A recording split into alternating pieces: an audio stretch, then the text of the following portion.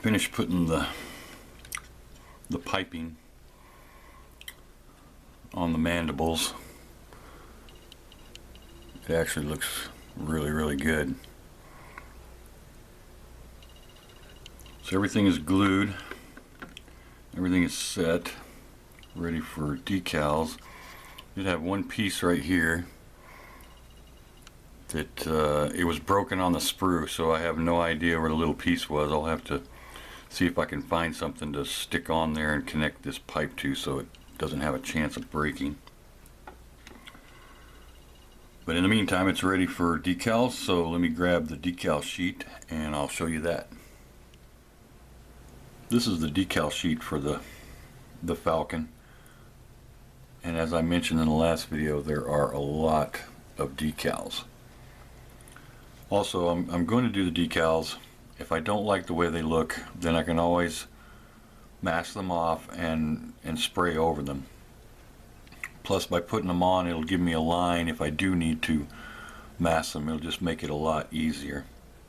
But I have a feeling that they're going to turn out fine and they're going to look fine. I won't know until I get them on there. I also wanted to show you this part down here. All these down here, these are all the little symbols and warning signs and blocks of color, little rectangles and stuff that goes all over the ship, and that is a whole lot of them. I haven't counted them, but it looks like there's at least 100 of them. So this is going to be a long process. So I'm going to get set up and then I'll put on some decals. Alright, parts are ready. Got my decal sheet. Got my instructions over here. A straight edge, new X-Acto blade, Q-tips, little brush just in case, water, and of course Walther's Solvaset. I have tried the micro mark stuff and it works good, but I like the Walther's better. I think it's a higher concentration of whatever the chemical is there. It just seems to dissolve that top lacquer layer on the decals a lot better, and I think it sets it down into the paint a lot better when it does its job. So I'm going to find the first decal to put on, cut it, and then come back and put it on. Alright, the first decal is a gray decal, and it goes on this little panel right here, and I've already dipped it in the water and let it soak, but you can see the shape. It just fits right in there like that. So as soon as this is ready to go, we'll stick it on there. Okay.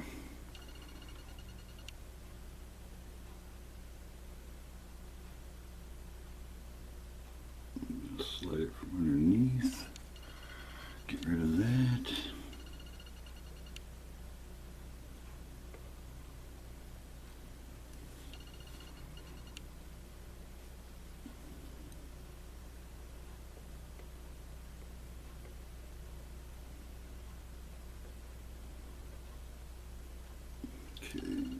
Move it.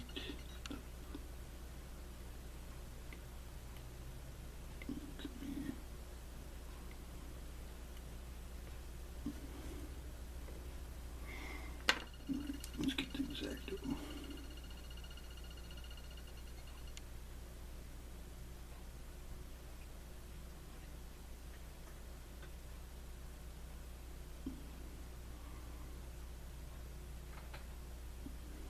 Okay.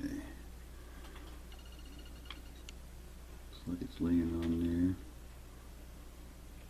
there. It's straight.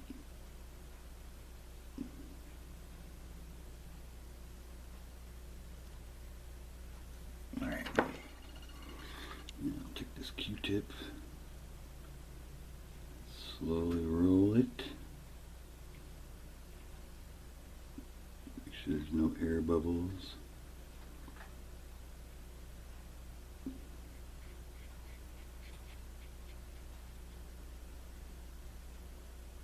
Oops.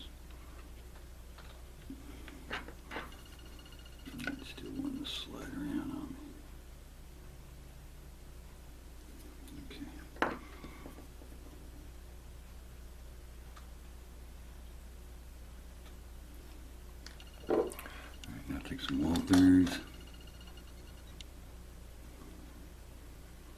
And what I do is I dab it on. Sometimes if you brush it, it'll move the decal. So get some on the applicator here and just start dabbing it on top of the decal.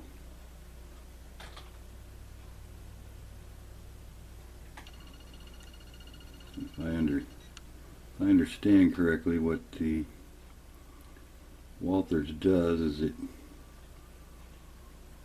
dissolves that top layer of lacquer,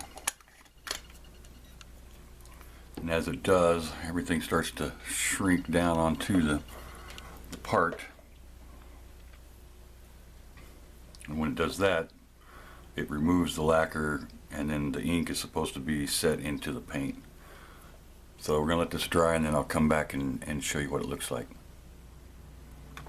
I went ahead and put the other two decals, the large gray blocks, on the bottom of the mandibles here.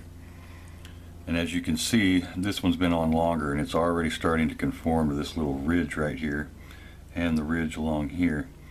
And these will do the same. At this stage, you do not want to touch the decals. If you touch them, you'll tear them and you'll ruin it.